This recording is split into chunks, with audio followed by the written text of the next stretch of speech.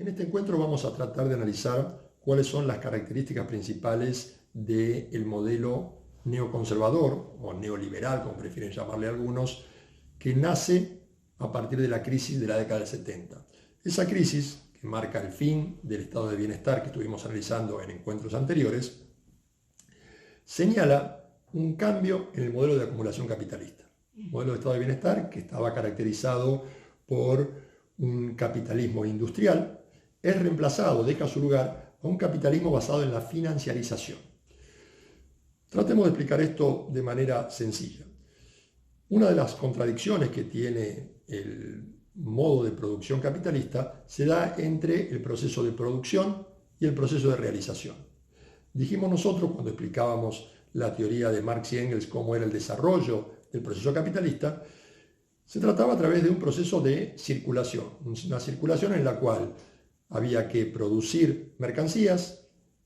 Esa producción de mercancías era donde iba a surgir la plusvalía, que era la ganancia del capitalista, pero para que el capitalista realmente obtuviese esa ganancia, se hiciese de esa ganancia, necesitaba vender las mercancías. Esta venta de mercancías es de encontrar un mercado en el cual colocar sus mercancías, es lo que se denomina la realización. Entre la producción de las mercancías y la realización de las mercancías suele haber una contradicción. ¿En qué consiste esa contradicción? Que mientras los capitalistas necesitan producir, para producir desean bajar los costos, pagar los salarios lo menos posible y tener que hacer la menor cantidad de gastos. Si esto sucede, el problema se presenta cuando tienen que vender esas mercancías. Al vender esas mercancías, si los trabajadores no tienen salarios altos, no pueden consumir, por lo tanto, obligan a que los capitalistas salgan a solucionar ese problema a través del imperialismo, a través de nuevos mercados, es decir, otros mecanismos. El estado de bienestar marcó en esa puja distributiva una mirada hacia el lado de la realización. ¿Cómo es esto?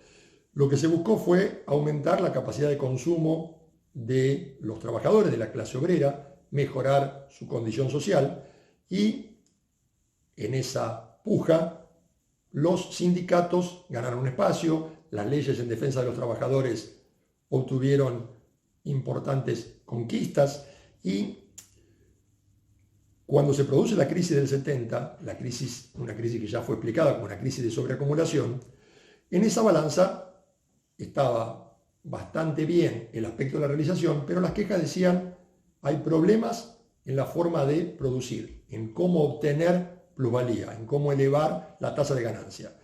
Por eso el cambio que se produce a partir de la década del 70, esa contrarrevolución que algunos llaman neoliberal, preferimos neoconservadora, en realidad por el comportamiento concreto de esas políticas, consiste en todo un modelo político-económico que se va a implantar y que va a transformarse en sentido común, esto es, en el pensamiento o el modelo hegemónico que se impone en las últimas 4 décadas.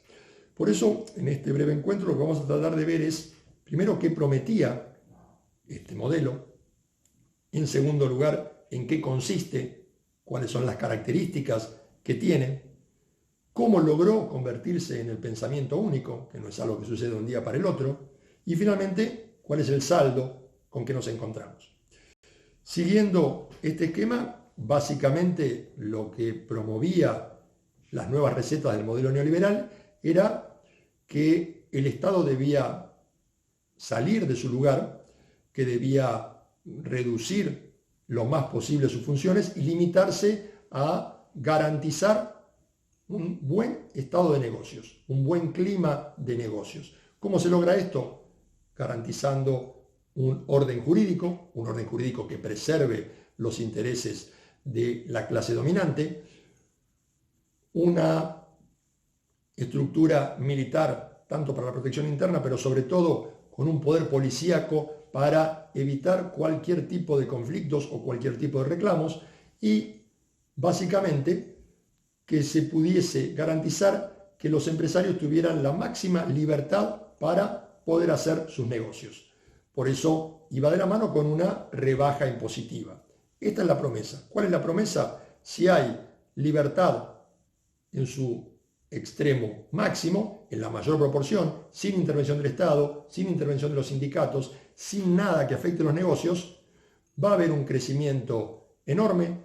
Este crecimiento va a permitir que los empresarios puedan invertir grandes sumas de dinero porque van a obtener ganancias, y ahora decían en el estado de bienestar se veían limitados para hacer eso porque la cuota de ganancia estaba frenada. Al liberarse esas fuerzas del mercado, rápidamente iba a haber un crecimiento, y ese crecimiento se iba a distribuir, se iba a derramar sobre toda la sociedad. De ahí que se utiliza este concepto de la teoría del derrame.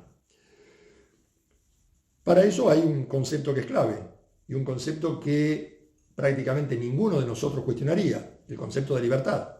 El postulado es, el neoliberalismo lo que viene a plantear es la libertad individual como estandarte.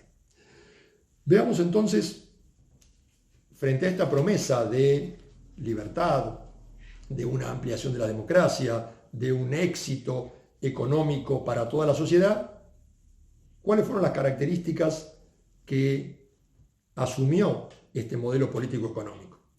En primer lugar, y cuando fuera necesario, se impuso a través del uso de la violencia.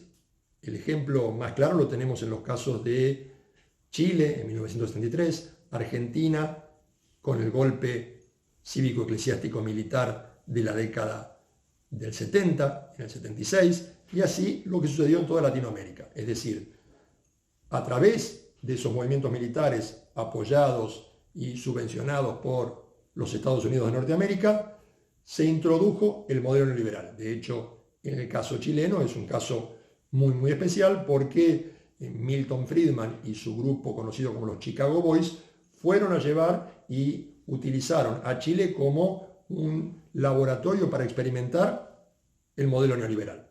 En nuestro país, la primera etapa, su introducción, se dio con este proceso militar de 1976 al 83. El segundo aspecto es cómo se fueron cooptando los principales organismos internacionales: el Banco Mundial, el Fondo Monetario Internacional, y a través de su colonización se fue imponiendo toda una serie de medidas y reglamentaciones, liberando de manera muy amplia el comercio, estableciendo nuevas reglas en materia de legislación monetaria y financiera, habilitando a que hubiera una intercomunicación muy fluida para poder circular el capital a través de todo el mundo. El tercer aspecto se da en un ataque sistemático hacia los movimientos sindicales y sociales.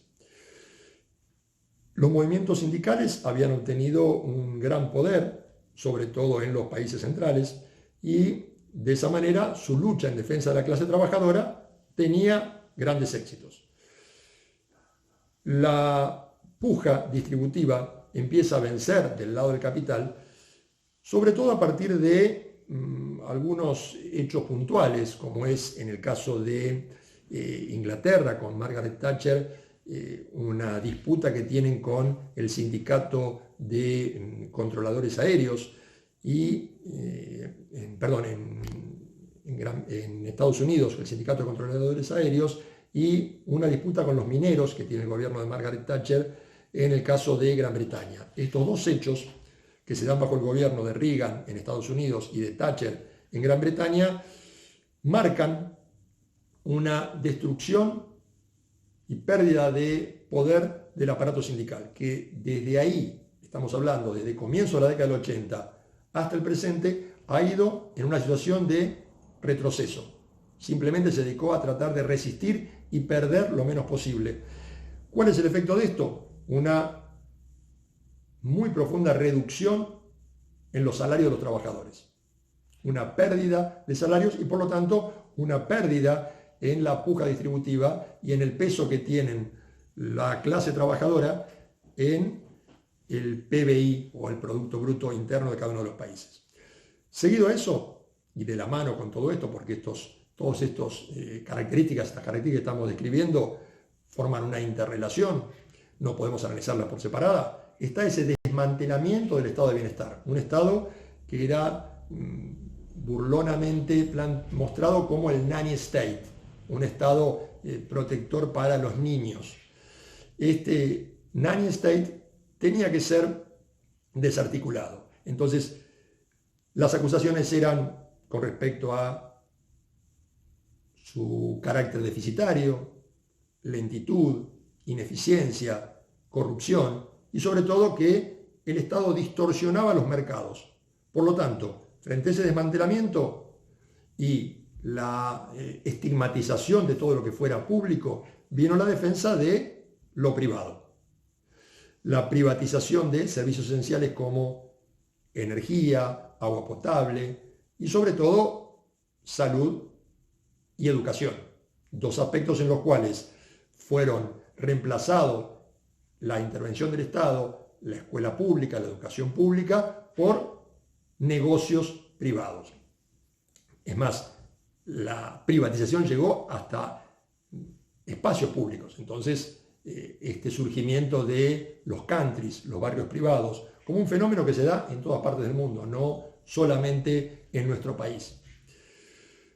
Otro aspecto es la rebaja impositiva, un cambio en la legislación impositiva en casi todos los países para rebajarle los impuestos a las empresas, rebajar los impuestos a las grandes fortunas, al capital especulativo, justificado en esa teoría del derrame de la que hablábamos nosotros. Si le cobramos menos a las grandes fortunas, estas lo van a invertir en generar empleo. Entonces, en lugar de tener que salir el Estado a crear empleo, van a ser las empresas privadas las que se encarguen de esa tarea y esto va a dar riqueza para toda la sociedad.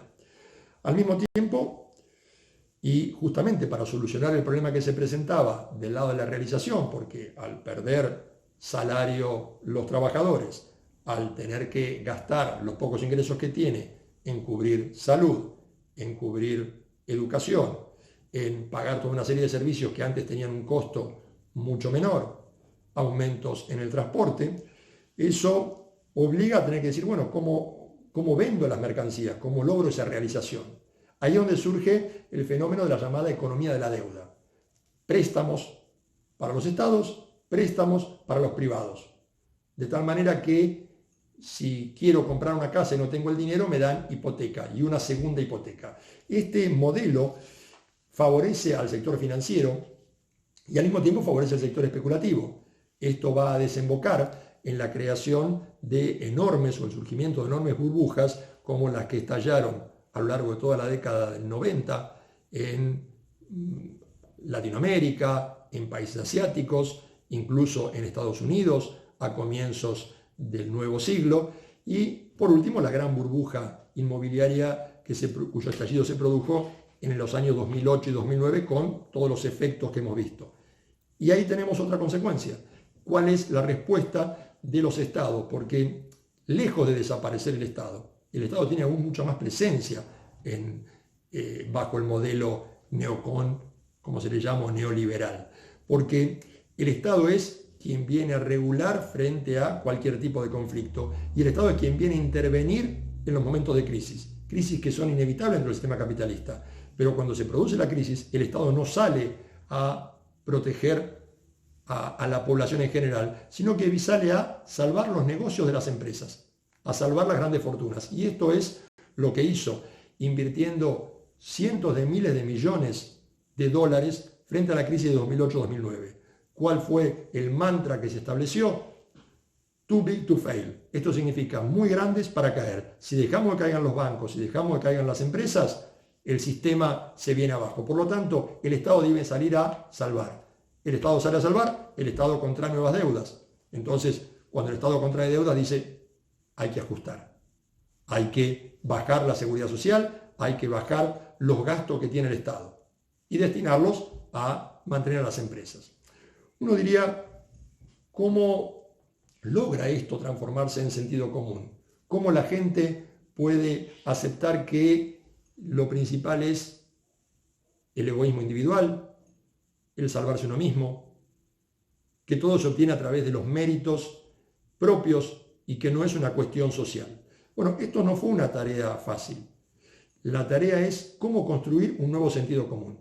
Y eso lo logró el Estado neoliberal a partir de la desfinanciación del Estado, la destrucción de la educación pública, su reemplazo por la educación privada y todo un aspecto central como es el manejo de los medios de comunicación, el manejo de las escuelas, el manejo de la educación y una enorme propaganda oficial. Uno de los centros más característicos de esto es la Universidad de Chicago, que sirvió como difusora de estas doctrinas. ¿Cómo actúa? Invitando a principales figuras de las élites de todas partes del mundo a que vayan a estudiar ahí, y luego esas figuras son las que van a aparecer integrando los gobiernos, los equipos económicos de todos los países del tercer mundo. Esta tal vez sea uno de los aspectos más importantes del neoliberalismo, porque para que el sentido común se imponga, para que algo se vuelva, esto como se llamó el pensamiento único, pensamiento hegemónico, necesita convencer, necesita de alguna manera legitimarse, porque si no, no tendría otra explicación cuando vemos el último aspecto, que es cuál es el saldo que dejó el neoliberalismo. Si miramos la tasa de ganancia, lejos de haber crecido desde la década del 70 hasta la actualidad, una tasa de ganancia que arrancó siendo del 2,5% o 3% en la década del 70, en los últimos 15 años apenas supera el 1%. Y esto ha sido permanente. Al mismo tiempo, lo que llevó o dejó como saldo, lejos de un crecimiento económico de la sociedad en su conjunto, lo que llevó fue un aumento enorme de la concentración del capital en pocas manos, en ese 1% o 0,1% que tiene la suma superior al otro 60% de la población a nivel mundial, es decir, una enorme concentración de riqueza. Y eso repercute en nuestra vida diaria, eso repercute en el surgimiento o la aparición de ciudades, como llamamos hoy, ciudades duales, fragmentadas, en las cuales hay enormes bolsones de pobreza, y esto se replica en todas partes del mundo. La pandemia que estamos sufriendo hoy saca a la luz esta situación. Entonces vemos que no solamente en países como los nuestros, países del tercer mundo, sino en las principales potencias, tienen enormes problemas de desempleo, enormes problemas de gente que no le alcanza para comer, que no tiene para cubrir las necesidades más elementales. Y este es el saldo que deja el modelo neoliberal, un modelo que promueve la injusticia, la desigualdad y que, en definitiva, termina destruyendo al propio sistema capitalista, que tiene que salir a inventar guerras, a invadir territorios para poder conseguir vender sus productos y realizar el capital. Gracias.